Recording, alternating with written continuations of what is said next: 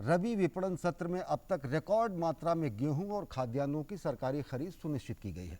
आज इस विशेष कार्यक्रम में हमारे साथ विशेषज्ञ राय देने के लिए मौजूद हैं डॉक्टर अशोक विशनदास, जो कि कृषि मूल्य एवं लागत आयोग के पूर्व अध्यक्ष हैं, और साथ ही साथ हमारे दो संवाददाता हमारे साथ जुड़ रहे हैं, ओपी यादव और साथ ही साथ हमारे संवाददाता शैलेंद्र मिश्र।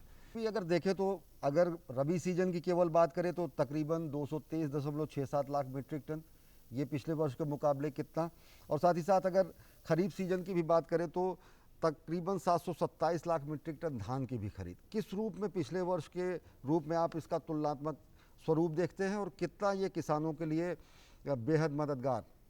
जी अश्विनी, मैं आपको बता दूं, केंद्र सरकार देश के गांव, गरीब और किसानों के कल्याण और विकास के लिए लगातार प्रतिबद्ध रही है। पिछले एक साल से हम कोरोना काल देख रहे हैं और उससे देश का अन्नदाता यानी किसान भी अछूते नहीं रहे, लेकिन सरकार की नीतियां और योजनाओं की वजह से बीते साल अक्टूबर नवंबर में जब गेहूं की बुआई हुई, रबी फसलों की बुआई हुई, तो कहीं कहीं उत्पादन का आंकड़ा और बुआई का आंकड़ा वो एक अपने आप बढ़ा, क्योंकि सरकार ने किसानों के पक्ष में बहुत सारे निर्णय लिए। अब जब फसल पक गई और बाजार में आने वाली है, तो इस दौर में भी सरकार ने किसानों के लिए फसल कटाई से लेकर मंडी तक उनके उत्पादों को पहुंचाने की व्यवस्था करवाना, और जो गवर्नमेंट की खरीद एजेंसी है एफसीआई नोडल एजेंसी, उसको ये सुनिश्चित किया है कि किसानों का एक एक अनाज का दाना खरीदा जाए और उचित मूल्य पर खरीदा जाए। तो सरकार ने किसानों के हित में पहले से निर्णय ले रखे थे, क्योंकि गेहूं का जो एमएसपी है पिछले साल ही 50 रुपये बढ़ाकर 1975 रुपये सरकार ने किया। इसके अलावा धान का जो है 1815 रुपये किया, 65 रुपये बढ़ाकर। तो सरकार ने किसानों का हित ध्यान रखते हुए पहले ये निर्णय लिए, जिसकी वजह से आज जो खरीद हो रही है, आप ये देखिए, आपने बताया कि 323.67 लाख मीट्रिक टन गेहूं की खरीद हुई है, जो पिछले साल 216.1 थी, यानी 49% का जो है ज़्यादा बढ़ा है। उससे अभी 32 लाख किसानों को लाभ हुआ है और तकरीबन 63,924 करोड़ रुपए किसानों के खाते में गए हैं। और इसमें अधिकांश वो किसान हैं उत्तर भारत के, जिसमें पंजाब है, यूपी है, हरियाणा है, राजस्थान है। इसी तरह धान की अगर बात करें तो 727.41 लाख मीट्रिक टन जो धान की खरीद हुई है, पिछले साल 671 थी।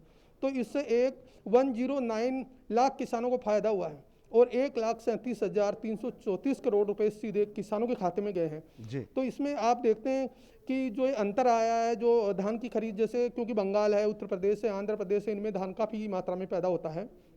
तो इस तरह की जो खरीद हुई है, सरकार ने एमएसपी की रेट पहले बढ़ा रखी है, तो ये कहीं ना कहीं अन्नदाता के आर्थिक विकास की जो एक नई सरकार की सोच है उसको रेखांकित करता है। और निश्चित तौर पर ये जो खरीद के पैसे सीधे किसानों के खाते में गए हैं, उसमें जो आड़तीय हैं और जो बिचौलिए हैं और जो मंडी का कमीशन है वो कहीं ना कहीं बच गया है, क्योंकि मंडियां भी इसमें तकरीबन पंजाब जैसे राज्य में तो 9.5% मंडी कमीशन ले लेती थी, आड़तीय 2.5 मतलब 2.5% कमीशन ले लेती थी।